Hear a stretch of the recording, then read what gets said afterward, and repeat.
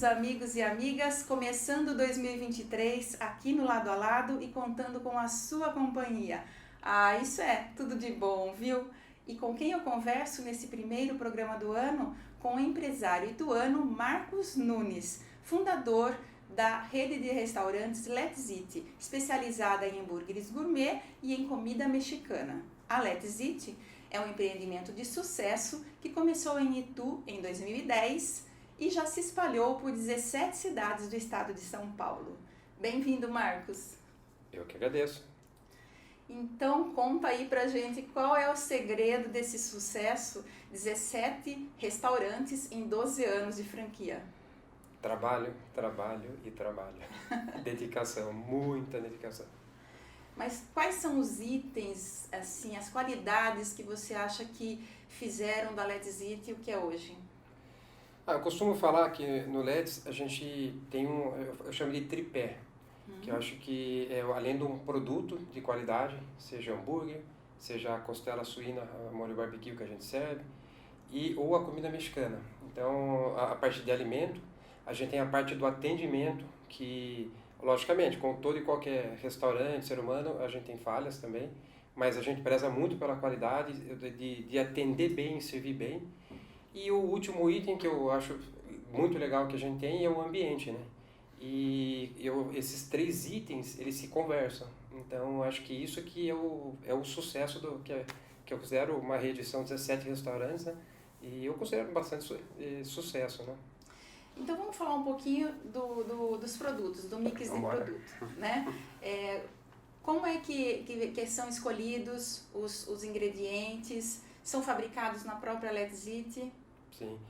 Hoje, atualmente, a gente tem uma cozinha central. Até para a dificuldade de todo restaurante, empresa, é ter padrão.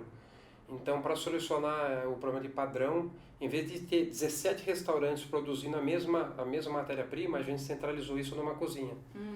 Então, essa cozinha ela é responsável hoje por 80% de tudo que é vendido no restaurante. Pãozinho... O pão a gente tem um terceirizado. Isso é uma coisa legal também do empreendedor. Tem coisas que a gente faz bem, mas tem coisas que outros terceiros fazem melhor do que a gente. Então, ao invés de a minha especialidade não é a padaria. Então, sabe, fabricar o pão, tudo. Eu fiz gastronomia e até quando a gente fez a aula de panificação, eu falei, isso aqui não é para mim. São N variáveis que faz um pão, sabe, a levedura, tudo que vai fazer o pão sair perfeito. Então, eu já não, como eu sou meio ligado a padrão, eu gosto de uma coisa bem exata, sabe? Então, eu já não me identifiquei muito. Então, a gente tem um parceiro especializado, é lógico. A gente fez o crivo, né? Experimentou N produtos para chegar nesse parceiro. E os hambúrgueres? Hambúrguer, na primeira loja, a gente fazia. A gente comprava a carne, fazia o blend, moía e servia. Mas aí, quando você vai para expansão, né? Para abrir restaurante, você tem que ter aquilo que eu falei, padrão. Então, a gente terceirizou isso aí com uma outra empresa. Ele tem a nossa receita, onde ele produz esse blend, ou seja, esse hambúrguer para a gente. Da mesma forma que a gente fez com 2 molhos que, você me ideia, vamos falar o molho barbecue, que é uma receita que eu aprendi nos Estados Unidos, no sul dos Estados Unidos. Você me ideia, a rede hoje consome só desse molho 6 toneladas por semestre. Então, 6 toneladas? 6 toneladas, só de barbecue e 4 toneladas de maionese. Então, e ficava inviável cada restaurante produzir o seu. Então, o que a gente fez? A gente assinou um contrato de exclusividade, um terceiro produz isso pra gente, produz e distribui. Mas a receita é própria, guardada 7 chaves. 7 chaves.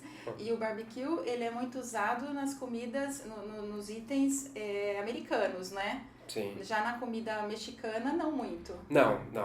Vamos supor, a gente usa na costela suína, que é bem tradicional. A gente pincela o molho barbecue nela. A gente tem também hambúrgueres também que a gente coloca o molho barbecue. E ele é levemente picante, porque de onde eu morei nos Estados Unidos, o barbecue lá ele tem um pouco de pimenta, né? Um pouquinho de caliência. E coisa que não tem no norte. Então, como eu gosto de pimenta, nada mais natural do que a hora que replicar essa receita aqui eu fiz com pimenta. E na comida mexicana, quais são os temperos mais usados? Então, a gente tem o que a gente vende muito, que é tradicional, que é o chili beans, né? Que é o beans, que é do feijão, e é um feijão apimentado, com carne. Então, esse é o carro-chefe, praticamente, que a gente tem. É? E isso é a cozinha central que faz, a nossa cozinha central. Eu tinha até terceirizado essa receita no passado, mas quando chegou a pandemia, o terceirizado ali, ele acabou fechando a operação e a gente se viu obrigado a voltar a produzir. A gente tem a barbacoa também, que é uma carne, barbacoa de churrasco. Então é uma carne que a gente faz, você me ideia, em panela ela fica 6 horas, de 6 a 8 horas para a gente fazer essa carne. Longa Também, elaboração, né? longa elaboração. Então ela fica, a gente daí já manda para o franqueado, produz, resfria, porciona, ultracongela, embalagem franqueado. E essa coisa da qualidade dos produtos, Marcos, é você que inspeciona diretamente? Sim. É. E eu aprendi isso até na gastronomia, né? Antigamente existia que falava que um bom chefe de cozinha, ele produz, pega um produto de má qualidade e o bom chefe transforma um produto de qualidade. Mentira. É qualidade, você tem que ter bons produtos, na cadeia toda, bons produtos. Então, a gente é muito criterioso na seleção do fornecedor, que vai na qualidade, a gente sempre faz teste sensorial, tudo para ver se o produto é qualidade. Então, é só produtos de primeira linha, e primeira linha custa mais, né? Então, seria mais fácil, muito restaurante acho que dando um degrauzinho a menos, comprando um produto de segunda linha que ele vai ganhar, no final não, pode ser até que ele tome um prejuízo, porque ele rende menos. Então, quando você vai ver na pontinha, no final, a rentabilidade, ela se acaba perdendo. E, Marcos, você falou que os produtos, os itens que são vendidos na Let's Eat, conversam com a decoração, né, com o ambiente. Explica um pouquinho desse ambiente americano que você criou lá na Let's Eat. Sim. Então, tudo que eu falo assim, num restaurante, seja um restaurante, qualquer empreendimento, ele tem que se conversar. Vamos supor, acho que não tem nada a ver, e eu já vi isso de passagem, um restaurante onde ele serve mexicano com japonês. Ou seja, ele não consegue ser bom no mexicano e não consegue ser bom no japonês. Então, o restaurante ele tem que se conversar, a temática tem que ser, sabe, um conversar com o outro. Então, por isso que o Let's, quando eu vi isso aí fora do país, eu vi nos Estados Unidos, cara, me encantou, porque lá os Estados Unidos tem muita influência do México e o México tem muita influência norte-americana. Então, é usual lá, os casual dinings, eles têm esse mix de produto. Então, eu trouxe, me encantou isso aí, foi que daí eu tomei a decisão de abrir isso aqui. E é legal que combina, você vai na decoração norte-americana junto com um prato norte-americano, a gente tem um lado mexicano junto com decoração mexicana, então tá tudo conectado, né? Você falou que outra parte, o outro pé do tripé é o atendimento. Como é que é o atendimento lá na Let's Eat? E é simples, né? Eu até falo para os colaboradores, a gente tem que atender o cliente da mesma forma que a gente gosta de ser atendido. Então, na hora que o cliente chega no restaurante, nada mais usual do que você falar boa noite, mas não aquele boa noite escrito no papel, boa noite, igual robô, não. Cara, expresse boa noite, seja bem-vindo. Então, você vê a mesma frase com uma tonalidade diferente, a maneira que você fala expressa o quê? Que você está grato de estar recebendo essa pessoa.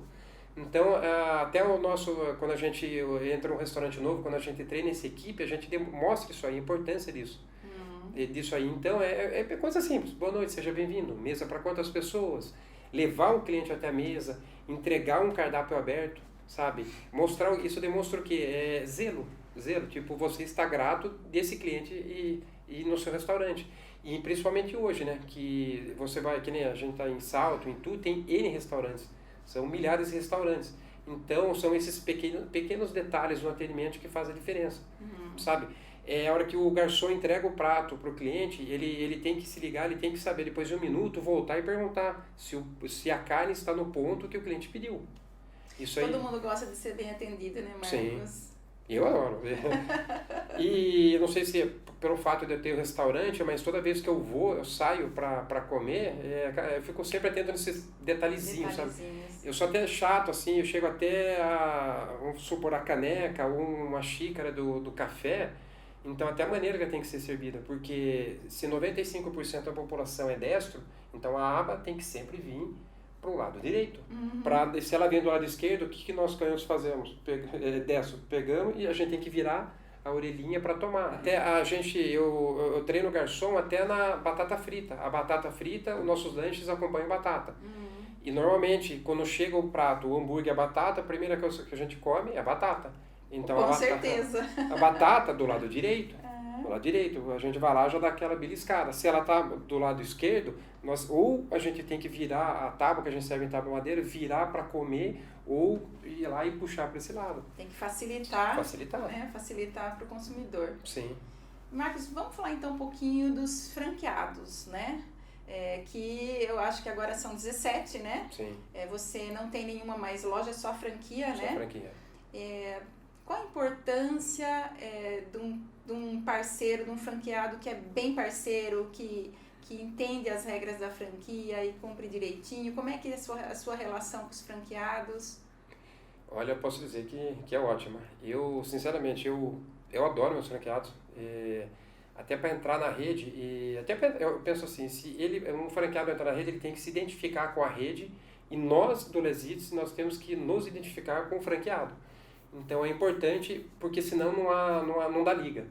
Então, vou falar um exemplo, eu gosto de carne, eu gosto de gordura, adoro bacon, costela, eu nunca abriria uma franquia por investimento de uma comida natural, que eu não me identifico. Então a gente tem, e os franqueados do Let's, a maior parte, eles chegaram até o Let's por consumir no Let's Eat. Ou seja, demonstra o quê? Que eles se identificam com a marca. E tem franqueado que tem mais de uma loja? Sim. Mais um restaurante? Sim. Eu tenho um franqueado com 4 lojas, tenho um franqueado com 2, indo para a terceira. Eu tenho um franqueado que, no contrato, quando ele abriu a primeira, ele já tem contrato de exclusividade para já abrir a segunda. Então tem que ter essa liga. Então, e é relacionamento, tem que ter relacionamento. A gente respeita, quando a gente senta para conversar, cara, são todos iguais. Não existe o franqueador aqui e o franqueado aqui embaixo. Nós somos iguais, sempre. A primeira franquia foi? Foi em Indaiatuba. O Let's, o primeiro foi em Itu, em 2010, e a primeira franquia Avenida foi em Indaiatuba. E a que você atribui esse número de franqueados, né? Ao valor da franquia ou a rentabilidade que ela dá? Sim. São os dois, né? Ninguém abre um negócio só por romance, né? Eu quero porque eu achei legal e eu achei o Marcos bacana, eu quero dar dinheiro para ele. Então tem que gerar o quê? Rentabilidade, porque quem abre uma empresa sabe que vai viver dela, então tem que ter rentabilidade. Até nós também, desse lado, a gente é bem criterioso para abertura de restaurante. A gente poderia até ter mais franqueados, mas, a gente seleciona muito bem, por isso que a gente não tem lojas. Muitos restaurantes fecharam na pandemia, a gente não fechou. Então a gente seleciona legal, eu prezo muito pelo investimento do meu franqueado, porque muitas vezes é o dinheiro da aposentadoria deles, né? O sonho deles que ele tá empregando. Então, pra você ter uma ideia, eu já tive franqueado que eu demorei mais de 6 meses para encontrar um ponto. Ao ponto desse meu franqueado, ele já está querendo, esse aqui não serve, mas não dá para abrir. E eu falei, não, cara, daí eu explico o porquê e eu falo muitas vezes, eu estou defendendo o seu investimento. Para mim seria simples abrir em qualquer lugar, eu abro, recebo o seu dinheiro e recebo o royalties por 1 ano e o restaurante não vai vingar e o cara fecha. Mas não, eu tenho bastante responsabilidade nesse sentido. Então tem que ter bastante zelo. E Marcos, qual é o valor da franquia hoje, do investimento? Hoje, atualmente, nós temos 2 modelos, né? A gente tem a loja que a gente fala que é a Lounge, que é a loja grande, que é 80% da rede. A gente fala em a partir, hoje, por causa da inflação que teve aí, a gente fala a partir de R$500 mil, 550, 600 mil. É um valorzinho alto, né? né? É um valor alto. E tem a loja que até o modelo que eu voltei da minha última inauguração, que é o modelo que eu desenvolvi, que vai ser um modelo bacana, vai ser meio fast food. Então é um modelo mais enxuto, com menos funcionários, com menos investimento, menos equipamento, e a gente fala aí a partir de 350 mil. Cite algumas cidades que já temos Let's Eat aí, além de Itu e Indaiatuba, que você já falou. Temos Rio Claro, Americana, Limeira, Jundiaí, Atibaia, Mogi Guaçu, Itu, Primeira Cerquilho, são vários. E agora a gente inaugurou em dezembro em Taubaté. Agora, Marcos, você falou que morou nos Estados Unidos, morou em Londres. E depois veio para o Brasil montar a primeira Let's Eat, né? Por que você resolveu passar esse tempo nos Estados Unidos e foi onde teve contato com restaurantes lá, né? Por que você foi para lá e depois teve a experiência em Londres também? Então, foi em 98, né? Eu estava no meu primeiro ano de faculdade, aí eu decidi aprender inglês, né? Gastronomia ou administração? Não, administração. Administração. Daí fui fazer o curso em inglês e meu inglês era verbo to be, né? De escola pública. E até que, acho que o grande erro do meu professor foi falar que para chegar no nível intermediário são 8 anos. Ah, não, 8 anos não vou esperar cara, isso. Eu sou meio imediatista, cara, tudo pra onde falar, eu não... E eu tinha um sonho também de morar fora, conhecer outras culturas, outras pessoas, né? Daí eu falei, quem sabe não é a chance, né? E esse meu amigo, ele morou nos Estados Unidos um bom tempo, ele é casado com uma americana, ele é fluente. Daí ele me ajudou a ver a documentação, isso foi em outubro. Daí em janeiro eu já estava indo embora. Aquela correria para tirar o documento, que daí chama I-20, que é uma autorização, entrou em contato com a universidade, daí eles mandam esse documento dizendo que eu vou estudar, daí para marcar na correria no consulado, fui no consulado na última semana, o consulado norte-americano aberto no Brasil, antes de entrar o recesso, aprovaram tudo bonitinho, peguei visto, em janeirão, acho que me fala a memória, dia 6 de janeiro eu estava no voo, e fui para lá, para aprender inglês, sem saber absolutamente nada, nada. Tem até uma passagem meio esquisita assim, era para eu chegar meio-dia.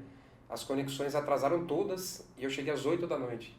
Sem falar nada em inglês. Quase eu morri com o avião que a gente pegou, eles falam que é época de tornado season, temporada de tempestades. Meu, o avião joga de um lado do outro e eu desesperado, eu não vou dormir, se eu vou chegar. Cheguei lá, eu falei, quem vai esperar 8 horas um aluno? Que eu solicitei se alguém podia me aguardar. Meu, não é que a americana tava lá? Tava lá? 8 horas no aeroporto, sentada. Mas você chegou no susto, né? Eu nunca passei tanto medo na minha vida. Daí a hora que eu desci lá sem saber o que fazer, e acho que a mulher viu lá a carinha de brasileira, né? Marcas! Nossa, quase que eu dei um beijo nela. Agradeci ela ficar lá, a gente foi até jantar numa pizzaria lá, eu fiz questão de pagar, porque uma pessoa fica 8 horas aguardando alguém... Ponta firme, né? Ponta firme. E você trabalhou em que tipo de restaurante lá? Lá eles chamam de cafeteria, né? Que é como se fosse comida a quilo aqui, né? E era gigante, né? Bem no centro da universidade, o campus onde eu estudava, de inglês, era um pouquinho afastado. E na época que eu fui ainda era baratinho o dólar, né? Então, eu molecão lá, ou seja, eu paguei o curso de 1 ano e eu me manteria durante 1 ano. E como era tudo barato, você começa a comprar tudo, sair, beber, e acabou meu dinheiro e eu fui pedir emprego para me manter no segundo semestre. E eu dei sorte que eu fui nesse local, daí eu pedi emprego, eu só tinha daí eu falei que eu era estudante, eu podia trabalhar, se eles tinham uma vaga, a mulher falou, hoje é seu dia de sorte, eu estou precisando de alguém para lavar a louça.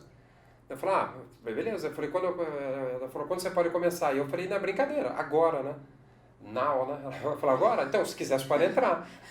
Pode chegar aí que tem uma pilha de... Não, ela mandou entrar, se quiser, você começa agora. Achei chato ir embora, eu tava até com a mochila, eu tinha acabado de sair do curso, era às 3 e pouco da tarde, e fiquei, eu joguei a mochilinha lá, lavei as loucinhas, bem bico, lá que tem máquina para tudo, meu trabalho é mais jogar na máquina, limpar, e comecei a trabalhar. Daí, como eu sempre cozinhei, gostei de cozinha, gastronomia, daí eu enchi o saco dos chefes, né? Como era tudo em larga escala, eu servia 4.000 refeições só no almoço lá. Aí você começou a aprender mesmo na cozinha? Em escala industrial, ali, que é diferente cozinhar em casa, tem muita gente, eu cozinho em casa e abro um restaurante. Não, é outra coisa, E Marcos, antes de ir para os Estados Unidos, você trabalhava com o quê? Eu trabalhava eu fazia faculdade de contabilidade e trabalhava numa indústria, na área de controladoria. Lidando com números. Números. Aí você ficou esse tempo nos Estados Unidos, aí veio para o Brasil e montou a primeira Let's Eat? Não, voltei, daí eu reativei meu curso e essa empresa caridosa que eu trabalhava e pedia conta, eles me recontrataram quando eu voltei.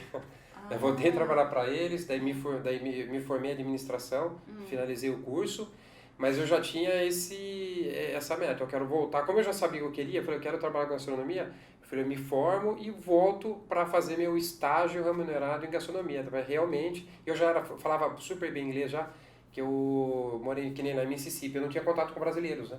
Então eu priorizei, se eu conhecia brasileiro, era oi, babá, conversar meia hora, mas eu fui para aprender inglês, eu só foquei no inglês.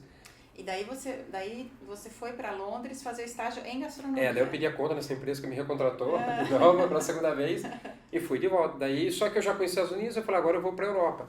Eu estava entre a Europa ou viajar de cruzeiro, fazer cruzeiro, mas decidi ir para a Europa. Daí fui para a Inglaterra. E uma curiosidade, você notou muita diferença na forma que as duas culturas conduzem a cozinha? Sim. Conduz a vida. Eu acho que uma coisa que eu falo dos dois, não sei porque são países, os Estados Unidos foi colonizado pela Inglaterra, mas uma coisa que eu até aprendi que mudou minha vida, eu falo, essas experiências foi o quê? Eu ter disciplina. Eu falo pra muita gente assim, eu era autêntico brasileiro, eu achava que minha vida ia acabar amanhã, eu tinha que aproveitar hoje. Lá eu aprendi, principalmente nos Estados Unidos e depois na Inglaterra, a gente tem tempo pra tudo. Planejando o seu dia, você vai ter a sua vida, você tem tempo para divertir, tempo para estudar, tempo para fazer tudo. Então eu vi muito bem isso aí. E é uma coisa que eu sou bem grato a essa viagem nesses dois países. Eu tenho um carinho especial pelos Estados Unidos e a Inglaterra por causa disso. E voltando na gastronomia, a gastronomia lá é porrada, né? Que nem aqui. Lá é igual você vê em filme, é grito na cozinha, you're stupid. Nos Estados Unidos ou em Londres? Nos dois. É porrada, o restaurante é porrada. Então, eu até falo, se a gente fala isso aqui no Brasil, é um processo milionário. Lá é normal, mas também de meia hora você tá tomando um vinho com o chefe. Acabou o expediente, não senta tomar vinho normal. E aí você veio, montou a primeira Let's Eat, ali na Marginal já era a primeira loja? Primeira loja. E quem estava com você nesse primeiro momento aí, que deu a mão para você e falou, olha, vamos lá, vamos montar o seu sonho aí, vamos construir esse sonho? Família, né? Família, né? Minha mãe, que a gente tinha aquela cebola, tipo a Blooming do Outback, tinha cebola, minha mãe era responsável por fazer aquela cebola, uma paciência de jovem, pétala por pétala fazendo. A minha irmã ajudou bastante lá também no restaurante, ela fazia também a parte de atendimento, e ela é formada em nutrição, ela fazia a parte de segurança alimentar pra gente lá também. Então eu tive minha sobrinha, meu sobrinho com 15 anos, menininho, ele ia lá para ajudar a servir mesa, limpar a mesa, minha sobrinha trabalhava no bar, tinha 17 anos, ela ajudava a fazer drinks, servir refrigerante, fazer essas coisas aí. Você também faz drinks ou não? A sua parte da cozinha? Minha especialidade é cozinha. Cozinha. Eu arrisco, mas até uma passagem, quando eu fui pedir emprego na Inglaterra, daí como eu era de estrangeira, os caras perguntaram, você tem experiência? Eu precisava de alguém auxiliar de bar. Tem experiência? Tenho, mas eu nunca ia imaginar que o cara vai lá, então faça uma caipirinha pra mim. E você sabia fazer caipirinha? Nada. Eu fiz a caipirinha. Primeiro, eu nem sabia que caipirinha era drink montado. Eu já botei na coqueteleira, o cara olhando meio irônico pra mim, era que eu servi, o cara bebeu, o cara falou pra mim. Foi a pior caipirinha que eu tomei na minha vida. Um brasileiro que não sabe fazer uma caipirinha. Daí eu tive que pensar, falar, nunca trabalhei no bar, não é a minha especialidade. Nem não consegui um emprego ainda. Se ele falasse isso, você está empregado? Não, mas ele falou, não vai rolar, eu preciso de alguém com experiência. Ô Marcos, e quais os planos da Let's Eat agora para 2023, né? Os planos de expansão, as novidades que vem por aí? Vamos lá. Novidades. A partir desse ano, a gente fez uma programação de homenagear, trazer um pouquinho dos ícones americanos aqui para o Brasil. Então a gente tem agora uns lanches, alguns pratos dos melhores restaurantes que a Jodine, que eu admiro bastante nos Estados Unidos, a gente está trazendo para cá. A gente desenvolveu, vou dar um belo exemplo, a gente vai entrar com um lanche lá que vai chamar Let's Eat Fish. Ele é uma homenagem ao McDonald's, que é o McFish que eles tinham no cardápio e tiraram. Então é uma releitura do prato deles. Sim. A gente vai ter uma releitura de alguns lanches, algumas redes que fizeram, que é para trazer essa convivência, tipo, quem já foi e comeu, vai procurar o restaurante e vai ter um déjà vu. Puta, que legal, eu comi lá, vou relembrar. E aquelas pessoas que não viajaram, não conhecem as redes, vão ter a oportunidade de experimentar um sabor tipicamente norte-americano ou mexicano, que a gente também vai ter um prato, dois pratos mexicanos que a gente redes que a gente vai homenagear aqui também. E esses pratos vão de 2 em 2 meses? São temáticos, de 2 em 2 meses. Ele entra, fica 2 meses, daí sai, daí entra uma outra novidade, né? E a expansão da franquia, o que você está na expectativa aí? Sempre boa, né? Eu sou otimista de carteirinha, desde a hora que eu acordo até a hora que eu vou dormir. Esse ano aqui a gente é como meta, mas a gente não pode confundir otimismo com irresponsabilidade. Que eu falei, a gente é muito criterioso para abertura de restaurante. Então a gente está com plano esse ano abrir 5 unidades nesse ano. A realidade agora são 4, que a gente já tem uma que já está assinado o contrato e vai entrar em reforma. Então a gente tem até o final do ano abrir 4 restaurantes. Mas sempre selecionando, sabe, corretamente o franqueado, fazendo entrevista, vendo se ele tem perfil, se ele se identifica com o restaurante. E depois, uma vez assinado o contrato, eu sinceramente não falo, eu não tenho pressa de achar ponto, desde que o ponto seja adequado. Então a gente tem esse planejamento. A gente poderia ser bem louco, fazer um planejamento de abrir 10, 15, 20, mas daí eu não consigo entregar.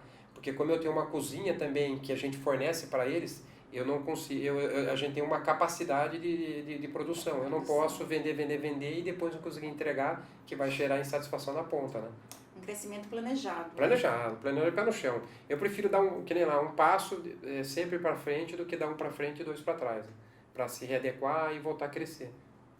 Marcos, eu quero agradecer a sua presença aqui e desejar uma continuidade desse sucesso para a Let's Eat, que é uma empresa que nasceu em Itu e é um orgulho para a cidade que hoje, agora dia 2 de fevereiro, vai estar fazendo 413 anos, né? Sim. Até vamos deixar aqui um parabéns para Itu, pelo aniversário de Itu, agora no próximo dia 2. Sucesso, viu? Mais ainda do que já foi nesses últimos 12 anos aí, tá bom? Valeu, obrigado pelo convite.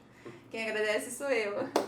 E obrigada a você que nos acompanhou aqui no Lado a Lado. Beijo no seu coração.